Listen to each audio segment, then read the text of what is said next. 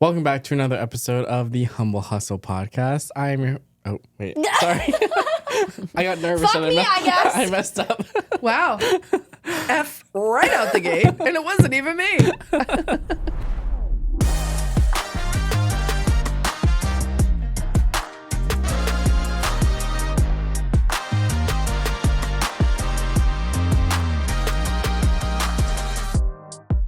We are your hosts here, Nick and Kayla. Hello. Off to a hot start. We're super excited today because we have a guest in the studio. We are joined by Laura Sullivan. She is the Director of Marketing and Communications at Historic New England. We work together very closely. She's a longtime PR and marketing powerhouse, a former theater kid, maybe current, based on our discussions off the mic. Always, it never goes away. She's a festival MC. She's had an absolute amazing career, and she's a get shit done human being. We're going to let her introduce herself, but to give you a little bit of background, in 2024, she stepped into her role at Historic New England, which is an organization with deep roots and maybe a few old school systems. And she shook things up, bringing it to the digital age with strategy, strong visuals, and a new way of storytelling. Laura has spent her career helping organizations tell their stories in creative ways. And today we're talking about what it takes to modernize a brand, why professional photo and video matter, and what happens when the right person is given the keys. So, Laura Sullivan, welcome. Wow. Thanks. That's quite the intro. That I was don't know probably that the I most need to add anything. Like, In-depth intro we ever yeah, had. powerhouse, get shit done. That feels like me. But yeah, I'm excited to be here with you guys today to chat about things that are creative and from a marketing and PR perspective, but more importantly, from a storytelling perspective, because it doesn't matter what industry you're in, as far as I'm concerned. Storytelling is the foundation of any business. Unless you know how to tell a story and get yourself out there, good luck. Agreed. Yeah. Especially in a market where, we've talked about this recently, but, we feel like a lot of the businesses are finally catching on to like, oh yeah, video is important. Yeah. I should be doing this. Yeah. So in a market where everyone's doing it, your competition's doing it. Yep. You should probably be doing it. It's noisy, right? Yeah. You have to cut through the noise. I just had that conversation with my team this morning because we're talking about 2026, and here in the United States, it is the 250th, so it's the semi-quincentennial Happy birthday. of Happy Birthday. And everyone's going to be doing things, especially here in New England. And so what are we going to do to be able to put ourselves out there? What stories are we going to be telling? How are we going to break through that? And also, like, what risks are we going to be taking? It's okay to be fun. It's okay to be funny. It's okay to do things outside the norm and shake things up, as you were saying. And also just look at it from a different perspective, right? From different audiences and all the things. So yeah. Damn, already dropping bombs. I love that. Knowledge bombs. There we go. Love it. Amazing. So you're currently at Historic New England, but I met you at a different point in your You did, career. So can you just like kind of walk us through a little bit of your background and like what led you to this point? Yeah, totally. I'm very lucky. I have a very varied career, which I think has actually put me in a really good position, both professionally and also with the roles that I am able to step into. I went to school for theater. I focused on acting, but I did everything, all the behind the scenes. It's funny too, because there's this Josh Groban clip that's resurfaced recently and he said it at an award show a couple of years ago where it was like, if you see a theater kid apply for a job at your company, hire them. Because they are the ones who they get shit done. They have to pivot, they have to improv, they have to work on their feet, shoestring budget, all the things. And so theater's just always been important to me. And I did a huge stint in retail for like my first decade. I did training and sales, which then segued me out of the theater, and I really missed it after about 15 years of not being active in it. And so I found a company in Boston, and I basically pushed my way in. I started off as like, yeah, I'll be an usher. Yeah, I'll do house management. And then I became their director of marketing and comms. And through that, I've just sort of, I get bored, you get bored. Or also, I don't ever want to, the saying, leave the party when you're having a good time. I don't ever want to get to that point where I'm at a job and I'm like, ugh, I want to leave a good legacy. I want to leave good foundations and process behind and know when it's know when I've done what I could do. and when it's time to step out. And so I did that when you and I met, Kayla, and I was at a theater in Boston. I wanted to shake it up again and be outside of the theater. I also am a woman of a certain age. And the late nights were getting to me, and the 7 days a week were getting to me. It's a grind. And it was a grind. And it was like a 10 a.m., sometimes earlier, to literally 1 a.m. when I would like leave, because you're there the whole time. And I wanted a break. I wanted to give my body a break. And I started searching, and I found this role with a historic preservation organization that had a strategy to focus on breakthrough communications. And I thought, I think this might be for me. And I've been there for 2.5 years now. And so that's where I'm at.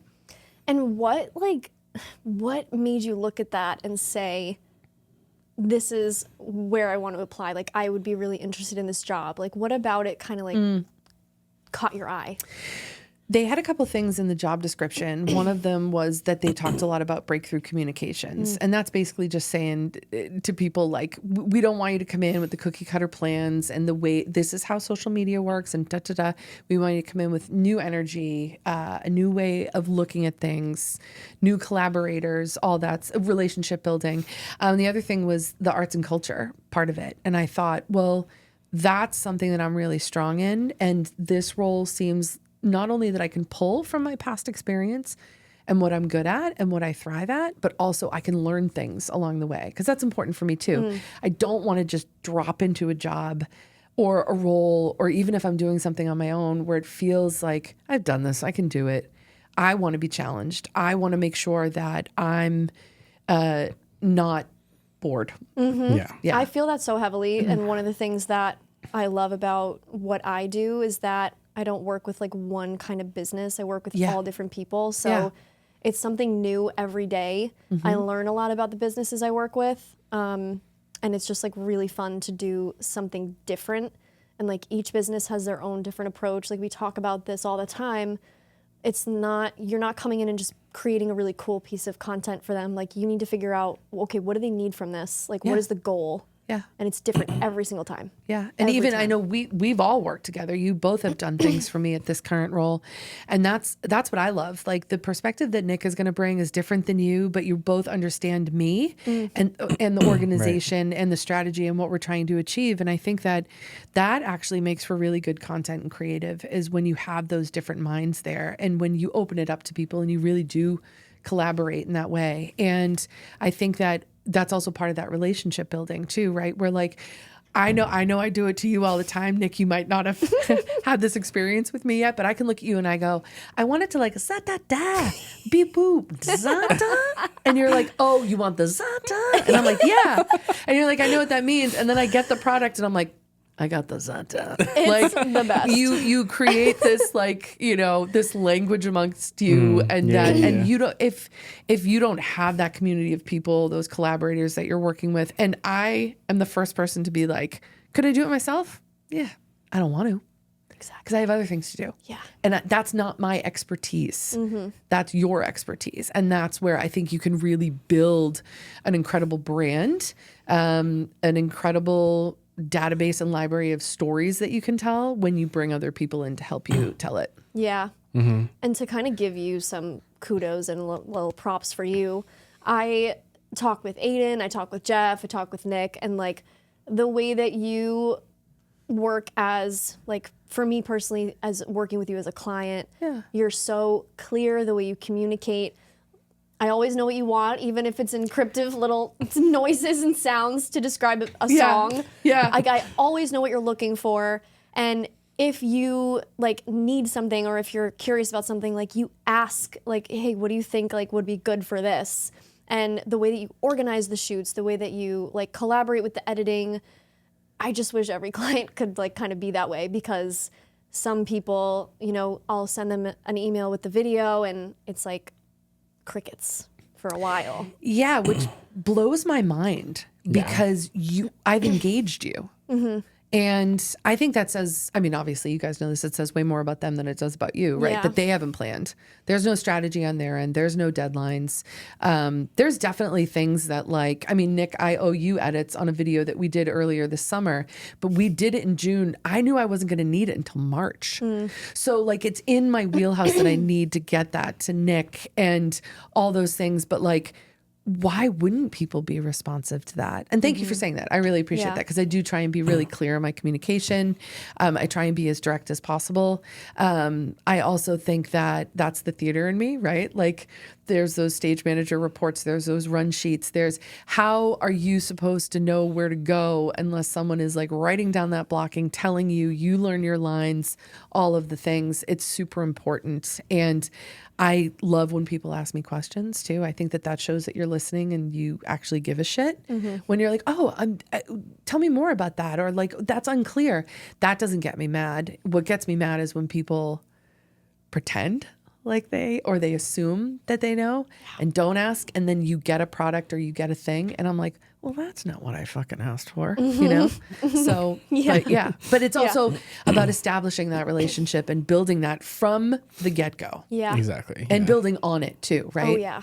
Oh, yeah. Yeah. It's huge. And sometimes clients will approach us and they're like, you know, we have this problem or, you know, we really want to promote this, but we're not exactly sure how. And then it becomes more of a collaborative process where some clients are more reliant on you to come up with the creative, which is also totally fine. But, you know, what sucks is when, you know, they come to us and they say, hey, we need a shoot in a week and it needs to be edited by 2 weeks. And then they don't give you any like sort of creative direction. It's like, like those are the kind of projects that stress me out. Yeah, I'm they like, should stress you out and they should be stressing out those people too. And I'm not saying that I never do that. I'm not saying that I never have like it's upon us or like I forgot happens. or it happens. But I think that the more that you plan and you sort of like I was saying, you build that library because I know that you and I are even working on a video right now and I know what you have access to. I know what you've shot. I know what other people have. I know the thing. And so being able to access all that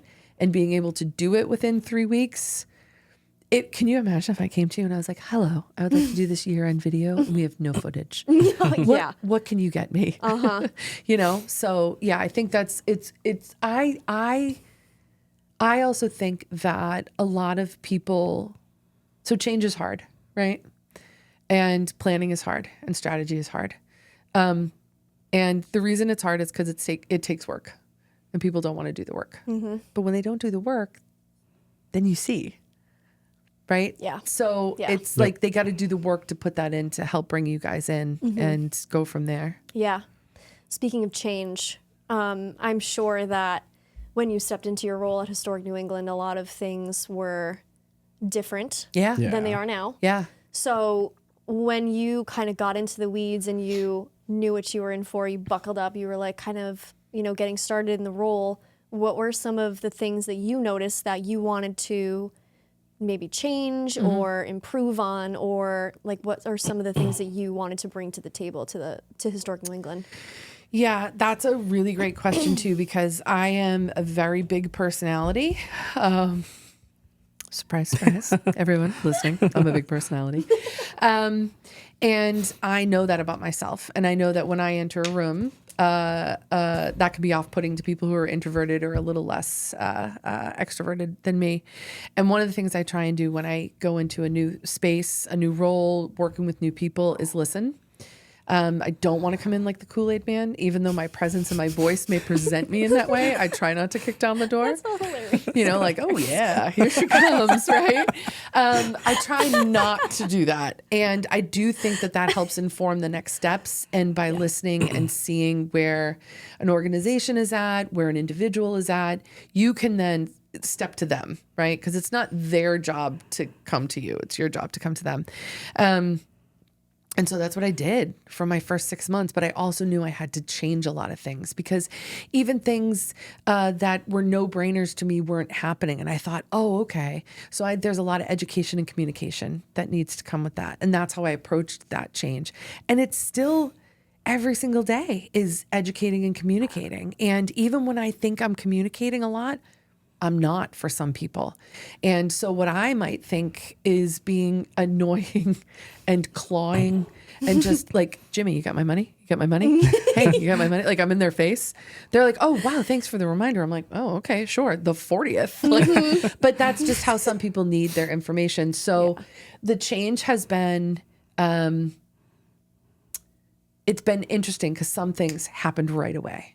And then the things that happened right away were the things I thought were going to take the longest. That's how it usually goes. Right. Yeah. And then the things that I thought were going to be easy were met with absolutely not. It's an old organization.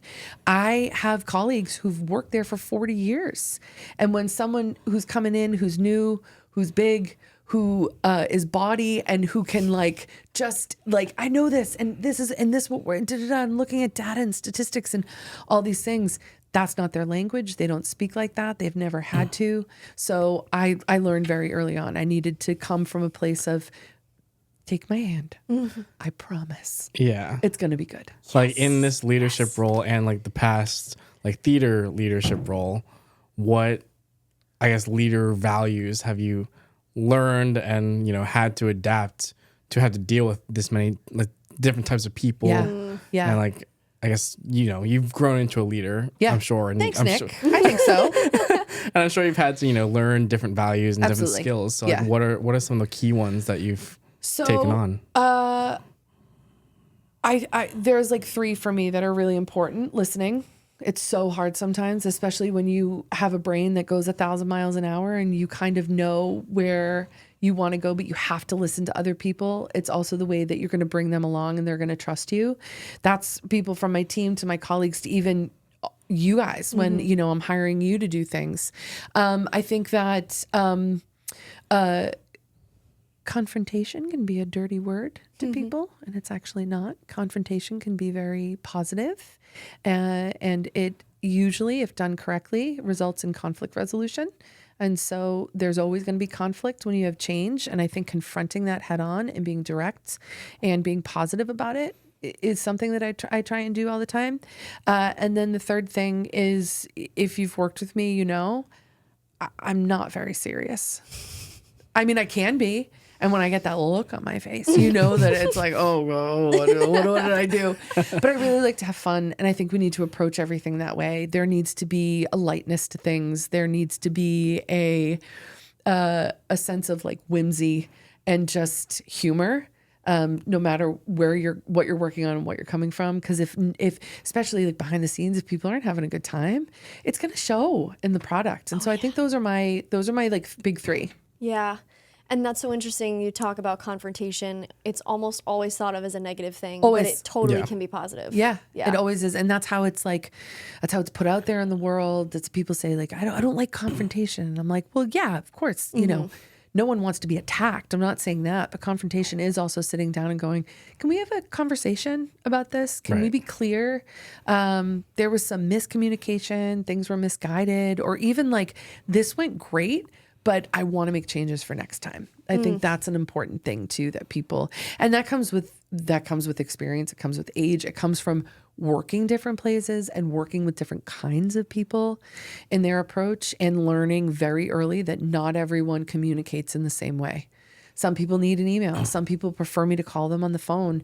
Some people need like this. They need to meet in person and go through things. And so I try and, as the person who's in charge of those things and leading that like part of it, I adapt to what other people need. It's not up to them to adapt to me. Yeah. That's my job. Yeah. One of the coolest things I've experienced was at CPC. Yeah. Laura Sullivan's brother Jeff is the owner of CPC, one of my clients. That's how we met. They I did didn't like know a that. Oh my god, you didn't know that? Yeah. Oh my I did God. not know Insert that. the more you know. Yeah. That's so funny. Yeah, Jeff with a G is my brother. Yes. Younger Had no idea. brother, Nick, in case. But he did a personality assessment. I forget which one it was. But it kind of, you took like a little quiz thing. Was it a Myers-Briggs? Something like that. Okay, yeah. Something like that. ENTP, that one. I don't know what it's called. It doesn't don't matter. know if Cut I this. could- This is on the cutting room floor. No, we're good. Doesn't matter. Also, we don't approve of any of those things. But it was crazy. Do you know Christy from Sweat?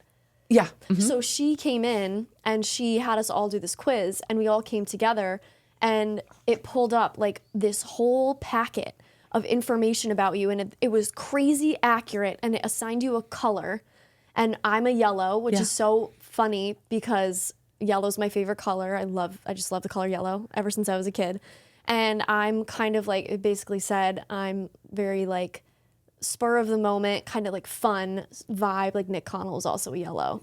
And then there's people like SK who are more blue, and Jeff is red, like more, you know, kind of type A, get shit done. Blue is like analytical. So it was really cool to be able to see everyone's different personality types, and it gave you a list of like how to best communicate with that person. Yeah. It's like a love, the whole love language, premise, right? Like that's just relationship building. That's communication 101. You have to come to where people are. And that's how you're going to create the things that you need to create. Yep. Yeah. And in historic New England, I don't want this to come off as like a bad thing, but you think a preservation organization, you're like, stuffy. You think boring, you think dusty, you think, oh God, like just like dim, dark hallways. And like, yeah, there is some of that to it. Sorry, I cut you off. No. That's exactly where I was going with it. She's just glad it came out of your mouth instead of hers. And so that was interesting for me too, coming in, because my first 30 days, I'm learning about all these things that we're doing, all these amazing programs in our archive and this and that. And I'm like, why doesn't anybody know about this? Right. This is bananas. And so I knew I had a responsibility to make sure that my storytelling was bold, creative, and showed that it was fun. And that there are moments for stuff that's way more laid back, like a lecture series or a virtual program. But then we have these festivals, and we have this jazz fest, and we have this car meet, and we do these incredible tours year round, and the sites are activated. And it's just like, that for me is one of the most exciting things, is flipping a narrative and showing people, sure, I'm sure you thought that, but like through really good visuals and scripting and storyboarding, we've sort of blown up our audiences. We have our tried and true, and the people who've been around. That's another thing too, from a brand perspective. You can't alienate the people who've come with you. You gotta keep the loyalty. You do. And so you have to find that balance. And a lot of that is trial and error. It's A&B testing. It's using music that maybe some audiences might not know what it is, but I sure do. And then you get the little, like, I'm sorry, did you use an instrumental of Wu-Tang's Gravel Pit? Was there any in a like rap initial video? I'm like, I sure did. Yeah. Initial resistance when you first started doing some new things? I think it was, yes. So there was an initial resistance, and it was because it was out of people's comfort zones. Okay, sure, yeah. And when you're outside of someone's comfort zone, any of us, that's scary. Yeah. And I think a lot of my colleagues and even audiences were like, what does this mean? Does this mean that like the mission and the purpose and the vision statement can't change? It's like, no, as a matter of fact, I'm leaning into those things even more so. And I think that's me going back to sort of the fun thing too. Like, you have to have fun. And if you're not growing, then you're just going to, remain dusty. And, we can't do that. No one can do that. Yeah. Yeah. That happened at my first job out of college. I worked at a business journal, and I was a staff writer. But what I did was I kind of came in with this fresh out of college perspective. Sure. Yeah. And I got us on Instagram. I got us posting, and I started experimenting with adding some video interviews and video elements to the stories we were writing in the magazine and online, so that people could see. And it really is hard to go into a place like that where, they've done things a certain way for so long. It's like, how do you explain that it's a good thing to experiment and try new things? And, you do have to adapt to the times. And that was when video was like kind of starting to really break through and become a huge medium. And it was a really interesting opportunity for me because I got to like really see the results of that and see that people responded positively? That's the most important part. You have to be able to show some sort of metric, something tangible, whether it's data or it's, memberships coming through the door or ticket sales or whatever that is, you being able to, the ROI on it, right? The ROI is so important. And I also think, to what you said, part of doing a good job, in my opinion, is creating systems that long after I'm gone are in place, so that something that I've implemented or I've sort of put into like the vernacular of the organization doesn't go away just because I walk away. So with something like social media or photo shoots and videos and things like that, I'm trying to build that system so that when I'm no longer there, the next person comes in and goes, oh, okay, this is how, and then adapts that and changes that and grows on that. But building that system is it's the hard thing. That's so great that you say that, because that's exactly what we've been talking about for like weeks now. Yeah. Building our systems to be able to scale. Yeah, you have to. And you have to have a strategy. And you also have to know that whether you're an entrepreneur and a business owner, or you work for a nonprofit or a for-profit or government, having that strategy is so important, because then that's what you adapt to. That's what you're able to go back to and go, okay, we were in phase 2 and I tried to jump to phase 3, and there's a reason why there was a phase 2. There's a reason why I did it. And also, I think people rush things. I think stuff because that's our society now, right? Instant. You order it in the morning, it's at your house in the afternoon, which is weird. But like, that is, we don't have to wait for anything anymore. That's one of the craziest things. This is a total side tangent, but one of the craziest things when I went to Italy this year was just seeing how slowly they do things. Yeah. I was completely culture shocked by that. And we it's are good. so fast paced. We're too fast paced. So we get in our fast. own way. And I think that being too fast paced and not being thoughtful, you get messy and you make mistakes. And mistakes are part of it. But when mistakes become a norm, that's the problem. That's a problem. Yeah. Oh yeah. Oh yeah. Yeah. I'm a big systems person. I'm a big process foundation person. I'm very left, right brain. So at the same point, like, I have all these calendars on the wall and I have these plans and all the things, but they're color coded and they have like meaning, and I want them to be fun. And I think that's an important thing too. And if you work with other people, whether they're your clients or maybe they're on your team, helping them understand your system and why you're doing things. Because then I hate this term and I can't even believe I'm going to say it, but that's the buy-in, right? I don't know. We got to come up with something better for buy-in. Yeah. Because I feel like it's very just static and kind of like doesn't really. Corporate-y. Yeah, it's kind of corporate-y, and it also doesn't really encompass what I'm trying to say, but you get it. Yeah. The system. So I'm curious. So you seem to have always have had an idea and like a belief that professional content works and that it's important no matter where, and you said it earlier, no matter what kind of business you're running, it's important. So like, where did that come from, and why did you bring me from the Rockwell to Historic New England? Sorry, am I allowed to say the name? Yeah. Okay. Yeah. Why did you bring me to leave that out? Why did you bring me and other folks into Historic New England? Like, why is what is the return that you see? Well, I feel like this is a 2-part question. So the first question is where did it come from that I believe that, professional creative is important and a must? And that's because the same reason I would hire a plumber to put in my new bathroom, because that's what they do. And that is their expertise and that is their job. And they are studying it and they're learning it and they're on the job and they're learning things and no different than you guys. I can fix my sink if I need to, right? I can replace a shower head. I don't want to, right? And I think it comes from how I was brought up and my work ethic and what I was surrounded by, right? Is that like, if you need something done, you hire the expert. You can train yourself and you can learn how to do it. But I learned really early on that was important. And that's also how you build community. That's how your community grows. Because when you give back to the other people in your community, it gives back to you. And also, I know I've said it a billion times already, but the theater. You know, there's a props person, there's a costume person, there's a production designer, there's lighting, there's sets, there's actors, there's directors. Everyone plays a role and we all understand what each other do, but we are the experts in what we were hired to do. And that actually, the theater analogy makes a lot of sense. Yeah, actually. it does. It's welcome, Nick. I'm glad you've come to my side.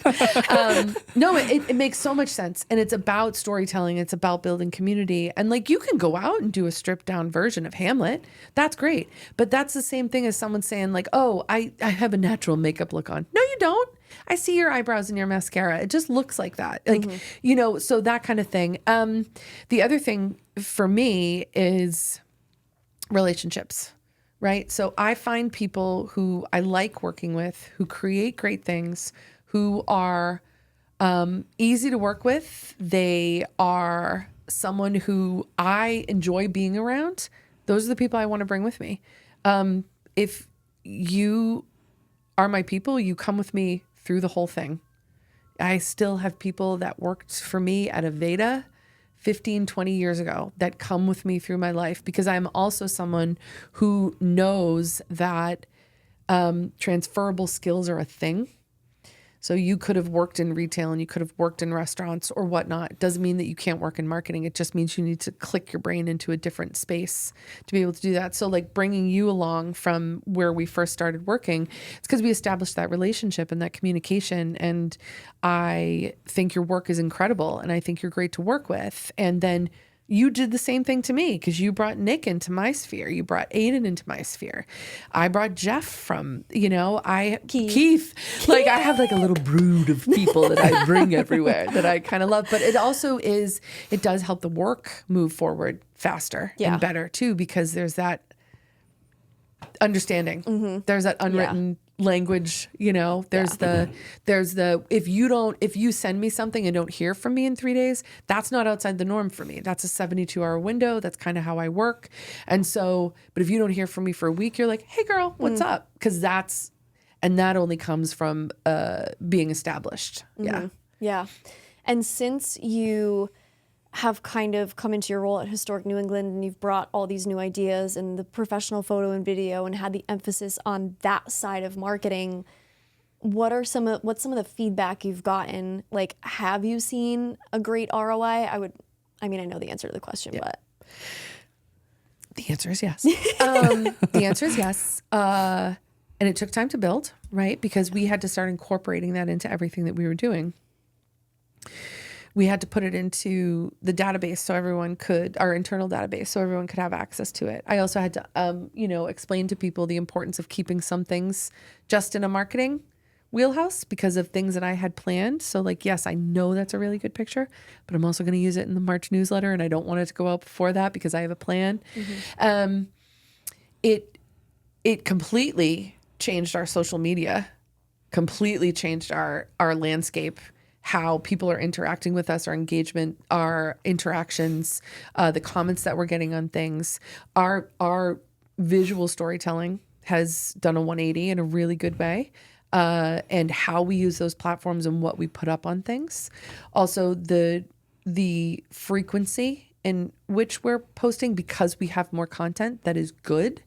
I'm not saying that I still don't go out and take stuff on my phone and post that. Of course I do. That's part of it. I think that's actually part of really dynamic social media and storytelling too, is to have that external, internal, right? We focused a lot more on behind the scenes and that storytelling and bringing in video blogs, we completely revamped our blog last year. Not only in frequency, but like telling the stories of people who work at Historic New England. Shout out to the property care team, because those are the ones who are at the sites. They're doing all the repairs. They're landscaping. They're one of the teams that are like, yeah, come film us. We'll be on camera. We'll talk about this project. And as a result, they've got this really robust presence now on all of our stuff, and which then leads to visibility and funding and grants and money and donations, return on investment. Yep. Yep.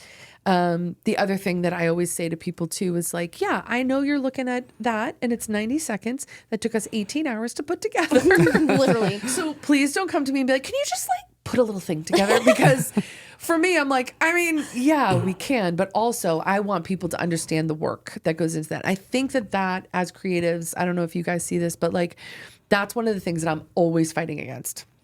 Is that the amount of time and energy and planning it takes to do our work for 45 seconds of visibility and me going like, okay, cool. First, we had to find out if Kayla or Nick were available. Then we had to schedule that. Then we had to go. Then we had to schedule the shoot. Then there's all those hours. There's the editing hours. There's the planning, the storyboarding, the scripting, the actual deployment of these things, the follow-up, the comments, the da-da-da. So 2 minutes is actually 24 hours. It's so much work. It's so much more than people think. Yeah. When And I love it. Yeah. And I think it's so important, but also like, that's one thing that I wish more people knew. And also that more people were like, I just did a presentation at the beginning of the month to show everyone where we've come in the last 2.5 years, where marketing has come. And our numbers were huge. And being able to show that we've increased almost 312% across all of our platforms. Wow. I didn't even realize it was that high. That's and great. like, I look at those numbers all the time. Wow. And then when I was finally like, boop, bop, bop, dee, dee, doo, doo. Yeah. That's crazy. But being able to show my colleagues that and them going like, that's why her and Keith are annoying about booking. Oh my god. Right? Being like, can we come? We wanted, Yeah. Yeah. So like with all that success, I'm sure, implementing all this new stuff, lots of, for your colleagues, probably questionable things you were doing. Yeah. What was, I guess, one of the biggest risks that, you knew you had to change, but you knew, you might get some pushback from this? I think it's why I wanted the accessibility that I did. Why I wanted the access that I did to these things to be able to tell these stories. Why am I miking them up? Why am I coming and watching them and then, 6 months later coming back and getting follow-up and then they see it and they see the 5-minute video put together of from beginning to end, this is how this project worked, and them going, oh, that's why you've been following me around for a year. And I'm like, yeah, because I had the vision to want to be able to put that story out. But that is like where that communication, that education, that buy-in comes in, because then they start to see themselves out there and their story. And then they're putting it on their LinkedIn and their people are like, oh my God, I saw that video with you today. And I just think that that's super important. It takes a long time to build. I mean, I've been there for 2.5 years. I kind of started right when I landed there, of driving this home and getting people involved and the importance of it. And it's got a long way to come, we're still building on this. I'm still trying to crack the code. But the more we do, the more people are like, oh, we get it. Mm-hmm. Yeah. It's fun interviewing people at Historic New England because all the people who work there, they're so passionate about their little area. Yeah. And, you get them talking about it. And it's just so fun to see that come together because, I don't know if previously they had a chance like that to talk about it and to like explain what they do and like this one archival piece in this house and how you clean it and how you refurbish it and why it's being installed and like all the cool things, giving them a chance to tell that and get them on video and show them actually doing it is so fun because like it does deserve to be told. And it must make them feel good. And it does. Yeah. It makes them feel good. It broadens the reach of Historic New England, any organization that you're working with. Yeah. The more people who know about you, the better you are. That's no one press of the is bad press. No, yeah. Well, sure. Maybe. Yeah. Maybe a little bit. That's part 2 of the podcast, which is PR. But yeah, no, and I think the other thing too is like they were doing it to much smaller audiences, and it wasn't which is funny for an archival organization. It wasn't archived. There weren't a lot of those like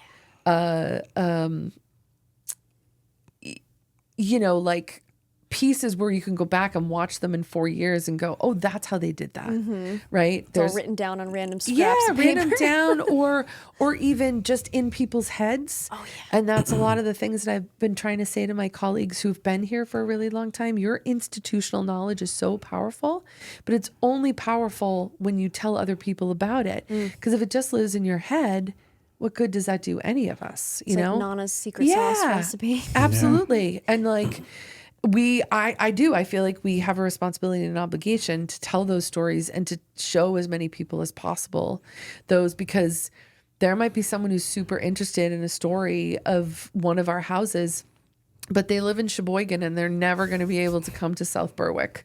And so we need to tell them about Sarah Orne-Jewett and her role as a writer and what she meant to that community and her queer story and all of the things. And so like, you can't just put it on the webpage. You have to, that communication style, right? Like some people want to listen to the audiobook. Some people want to watch the video. Some people do want to read it. So why not? Has it opened it up to different generations, younger generations? We've seen a huge increase in under 30s. That's awesome. Which is really great. I love to hear that, yeah. Because the thing is that everyone's interested in history. Everyone's interested in stories, just which ones they are and how you're telling them. And so by us creating, I feel like a really broad library and different ways of telling those stories has opened it up. And using Instagram and using trying to be better about YouTube and all the things TikTok, and the TikToks, the TikToks. kids on the TikToks. Nick hates TikTok. I can't do TikTok. Do you know what, Nick? I want to hate it, and I don't. And that is from my own personal use of it and doom scrolling and all the things. I'll be honest with you, though. I haven't cracked the code on Historic New England's TikTok yet. I haven't. Yeah. I thought I did, and then something that we put up went viral, and then I was not prepared. And I was like, no, abort mission. Take it off. Delete it. Get it down. And they were like, we have 100,000 views. I was like, take it down. Right? Because I was like, I was going to be the one. We were looking for a new content person. So I knew I was going to be the one that had to create that. And I was like, I don't have the capacity for that. Right. We can't do it. Yeah. We just did an episode on going viral and why it's not always the best thing. You have to be prepared for it because there is so much follow-up. There's so much responsibility around that. You're going to, I mean, in the world of 7 seconds, you have to be able to follow up with something and have a plan and know that like, all right, if this is the one that goes viral, here are the next 10. Yeah. Yeah. And a lot of the times businesses just are not prepared for that. They're not prepared. Not and at if all. you have, if you have the ability to have an in-house person to be able to help you with that, do it. Oh yeah. That is a return on investment. We are in a digital world. It will not go to waste. Have them do a derpy little video series for you. Have them work with creatives to help build what that structure is. And even if it's someone part-time who comes in like 10 to 12 hours a week, have them do it. Do it. It's worth it. Yeah. Yep. Because you're tired directors. I have so many ideas. I just don't want to implement all of them. Right. Right? You can only do so much. You can only do so much. And you wear there's- a lot of hats as it is. Yeah, and there's other things but I know the importance of that. And so it's like on back burner for me. Right. Yeah. You do. This is why people have full-time social media positions in their companies. That's why. Right. Because need it it. takes a lot of time. People shit on influencers, but they do a lot. Yeah, they do a lot. And I think that's also a thing too, is like the vocabulary around that. You're not hiring a social media person to be an influencer. You're hiring them to be a content creator and part of the marketing and promotion team, right? They're a communications person within your organization, and that's how you have to treat them, because that influencer content is very different than org content. Yeah. And knowing what the difference is important. Yep. Totally. Yeah. I'm curious, as like a fun little question, do you have any like funny or like horror stories from either That you're allowed to say that you're allowed publicly. to say from either job that I've known you at or in the past? I have a lot of horror stories. I think one that I can share is not so much a horror story, but as more of like a, oh no, like we didn't know that this was going to happen. Was at the theater, and it was in a basement. The Rockwell was this special little place. It was in the basement. It's this great little like black box almost theater, and we were doing a show one night, and the sewer system backed up. We had to evacuate 200 people. Plus, there was a restaurant that it was attached to. So for me, the reason why that's like, has to do with this like conversation today is that's like crisis communications. That's and in the world of everything goes online, managing, hold on, excuse me, managing the crowd control on that and making sure that not everyone was standing there and like putting up videos and being like, oh my God, what's happening? What are we doing? What is going on? And it was like being quick on our feet, thinking about how we needed to get everyone out, thinking about the narrative around that, and sort of like, then there's the next day stuff that happens and like the refunding and all that. And actually Keith was working with me that night. So we have that like shared experience, which is also a funny thing where you're like, never going to forget that. No. never going to forget October 10th. Oh my God. Must have needed a stiff drink after that one. Yeah, exactly. So that's like a horror story. And then there's like online horror stories, right? Where you post something and then you think it's going to be incredible. It went through all the right channels. You thought you got all the checks and balances, but then that one person sees it. Or that one person has a problem with it or didn't like it or whatever, and how they're connected with the organization or the company or however it is. And you have to kind of do some damage control around that. Yeah. And it's going to happen. I feel like if you're doing your job right, stuff like that's going to happen. Yeah. Yep. Especially when you're out there. Right. Yeah. That's happened to me with one of my clients in particular a couple times. They were new to posting on LinkedIn and stuff and like hadn't done any professional photo or video. It's a construction company I work with. And we've had to, a couple times I've gotten panic messages from the president being like, can you take this down? We got this wrong. Like, we need to change this, that, whatever. And like, even if, like you said, you run it through the channels, you get it proofed by people. Sometimes it's just gonna have to get taken down. Yeah. And I say this all the time. You get brand blindness when you work within something for a long time. You stop seeing mistakes because you're looking at the same things over and over and over again. You're looking at the URL and not even knowing that England is spelled wrong. What?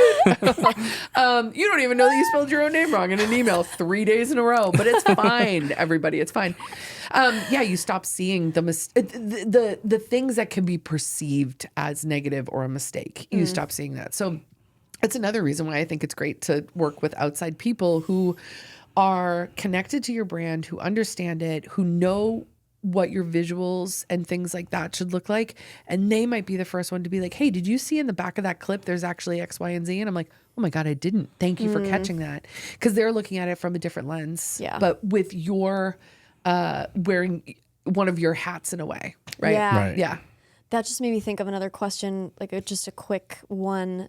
As you've built your marketing team, you've added people to your team, obviously, especially recently.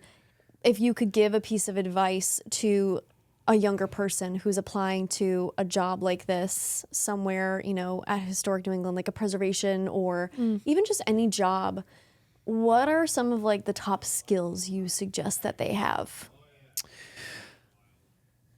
Okay. For God's sakes, don't run everything through AI. I can tell. I know that bigger companies still may use like a scanning kind of thing. I read every cover letter. I read every email. I read every resume that comes through. We just were hiring for a graphic designer. I got 414 applicants. I had to shut it off. I read every single one of them because it was important to me to look at the nuances within that. So there are people out there like me, so please don't use AI for that. Also, it's bad for the environment. But the other thing I'm gonna say is communication skills. Those are being lost. Nobody knows how to sit and do this anymore. And I realize I sound like a golden girl and I don't care. Go out with people from different generations and have conversations with them and turn off your phone and actually engage in active conversation. That is what is going to be required of you in the workplace. And it's going to be an important skill to have. Also, don't respond to your boss, LOL. Like, if you end up building that relationship with them, great. I think that's wonderful. Or like, but like learn those skills, learn that communication, those writing skills, how to conduct yourself in meetings, what people are looking for, actually being in relationship with people. I think that's really important. So like having that on your resume, that like you have communications or you've taken writing classes or things like that, especially if you're trying to get into like my line of work, I think that's important, because then I'm going to pull you up for an interview. And if you don't know how to do those things, I'm going to know in the first 5 minutes. And that's what we do all day long. I talk to people all day long. Phone, Zoom, in person. I'm going to ask you to do the same thing. And if you don't know how to do that, you can't buy. Yeah. I also think self-awareness too is something so missing from younger people. And I feel like a hypocrite saying this because I'm a Gen Z technically. Yeah. I'm No, right on not the cusp. technically, you are. I'm a millennial. I hate that we're Gen Z though, I know. because we're not. Well, I Yeah. don't hate that I'm Gen X, because I am. I'm smack in the middle. I love everything about it. No, it I is. just think But there's a negative thing with There Gen Z, is. and we are not. We don't yeah, act like no, that. there is. And I think it's because, and it's, partly with the youth. I'm here to talk about the youth. It's partly not their fault. It's the world they've come into. I know. Right? You're not wrong. Yeah. I blame Gen X and boomers. Who's bringing them up? Take the phone out of their hands. I say it all the time to my friends with kids. I do not have kids. I'm not responsible for other humans under my roof. But I say, like, even when I go over and I'm like talking to them or I engage with them, like, and they're on there, I'm like, hello, hi, I am here. Put that down. We've talked about the phone thing multiple times. I can't stand it. I can't. I feel like a boomer when I'm like that, because I would like to think I'm pretty good about it. Yeah. Like, Well, that's the self-awareness part. Yes. Right. And you were taught, I'm sure your parents said, like, hello, hi. Yeah, I didn't someone's grow around up you. on. I wasn't an iPad kid. I grew up playing with wooden blocks and Yeah. trains. Running Yes, outside. Abraham Lincoln, we all know. Wooden blocks. No, literally. Nick's like, I was the little drummer Some boy in the American Lincoln logs, Revolution. So yeah, like I appreciate it when people, can Yeah. actually put their phone away. I was telling her, like, there's one friend who is like, I would say, like, equally as good, and like when I hang out with him, it's like a genuine hangout. Yeah. Neither of us are checking our phones the entire day. Yeah. And I'm like, And that's so no one great. else does that with me. Yeah, I think I also do think that as a leader and as a mentor and as someone who is trying to like bring people up, I have the responsibility of saying, you're doing this wrong. Yeah. You're doing, and I know, like, I love interns. I love having interns on my team. I love bringing them along and teaching them things. And that is something that I know any one of them would say that I'm like a stickler for. Eye contact, being in conversation, turning your phone off. Like, I can see when you're on Zoom on your phone. Oh my God. Yeah. That is crazy to me. Yeah. It's also just like, I don't know, it's rude. It is rude. Yeah, It's exactly. super At rude. the end of the day, it's just rude Yes. when you're, sitting down to take the time to talk to someone and to have a few moments with them. I'm sorry, am I not important? Oh, if you have somewhere else to be, by all means, go be there. Exactly. I'll go home exactly and put how on I feel. soft pants. Yeah. Yeah. Yeah. Yeah. Exactly.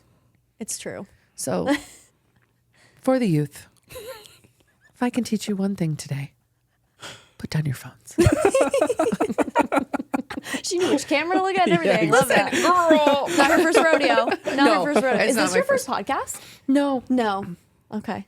but it's my first in-person That's what I was about to Oh, cool. ask. I figured I you have probably never, did I some have Zoom ones. been, where home stuff, equipment, things Nice. like that. So, but this is my first in-person session. So Love that. thanks. Yay. Oh my God. course. We're so happy to have you. Are Thanks we- for is it coming all done? the Are we way. over? Because I could keep Do talking. you have any like parting words? Anything we missed? I think, yeah, my parting partingness is keep your network strong, no matter what industry you're in, no matter what you do, because you're going to go back to it. You're going to, I mean, I'm not saying don't burn bridges. Listen, if it's broken, it's broken. Burn it down, right? Burn it down. Burn it down, just like as you're like walking across, you know? But I will say that keep your network strong and keep your network broad, right? Like I do. Oh my God. I do have cats in my network. At this point, I think it's fine. Yeah. It's I have like retail background. I have theater. I have I was in financial services. I temped a bunch of places. So I think that that's important and like doing that kind of thing. And also just like, I don't know, y'all, we're all going through it. The world is hard right now. Life is tough. Be kind. Yep. Give grace. Not everyone is okay with chaos and turmoil. So like you kind of got to like meet people where they are. And that is something I need to repeat to myself every single day because I am a battle axe. And I am like, I wanted it yesterday, but I have to remember that like not everyone is me and not everyone's brain functions like me and not everyone, there are sensitive people in this world. And I think there's that balance too with like knowing people are going through it and also being like, all right, come on, let's go. Yeah. To quote Don Draper, that's what the money is for. Ooh, I like that. We It's one of my quoted favorite. him and who's the other one? Josh Groban. I loved that Josh Groban when you said earlier. It's a good one. That's a great clip. Yeah. But that scene from Mad Men where Peggy says to him, like, you never say thank you. And he says, that's what the money is for. Mm-hmm. And it's like so old school way of thinking, but that's why I'm paying you. Yep. 100%. Yeah. I get it. Anyway. That was awesome. Parting wisdom. Oh, thank you so much for coming Thanks and joining for having us. me. Yeah. Amazing tidbits. I love it. Thank you so much for sharing all that with us. You're we really welcome. appreciate it. Check out Historic New England. They're amazing. All the content they post, everything we just talked about, like check them out. Do you want to plug yourself? Want to plug your socials or? I mean, I just post pictures of my feet, but not in an OnlyFans kind of way. Like I was hoping you were going to say that. Like, I mean, feel free. Yeah, you can have fun searching me. Try and Google Laura Sullivan. Exactly. We just talked about that. That's amazing. Oh my God. Well, thank you guys so much for watching. If you're on YouTube, please subscribe, leave us a comment, let us know what you thought. If you're on Spotify, rate us 5 stars and let us know what you want to see in the next one. Thank you. Bye. Bye.